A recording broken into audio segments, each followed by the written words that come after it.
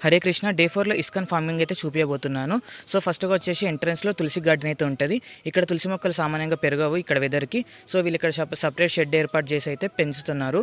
ఇంకోటేంటంటే కృష్ణ పూజకు తులసి చాలా ఇంపార్టెంట్. ప్రతి ప్రసాదానికి తులసి అవసరం కాబట్టి. అండ్ ఎవరైనా తీసుకెళ్ళినా అవి పెరగవు.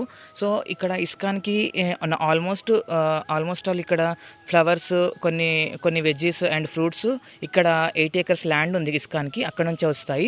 అండ్ ఈరోజు సేవలో నాకు గార్డెన్ వర్క్‌లో నాకు పాము అయితే కనిపించింది. అది కరిచినా ఏం కాదంట. పాయిజన్‌లెస్ పాములు ఉంటాయంట ఇక్కడ. అండ్ గోశాల కూడా ఉంటది ఇక్కడ. సో, కాకపోతే మనతోలా కట్టేసి ఉండదు. ఫారెస్ట్ ఉంటది కాబట్టి అక్కడ వాటిని మేయడానికి అయితే వదిలేస్తారు. పూజకు కావాల్సిన పాలన్నీ ఈ ఆవుల నుంచే వస్తాయి. అండ్ లక్కీకి ఈరోజు అయితే నాకు కిచెన్‌లో సేవకి ఛాన్స్ వచ్చింది. ప్రభువుని అడిగి కిచెన్‌లో కూడా షూట్ చేశాను.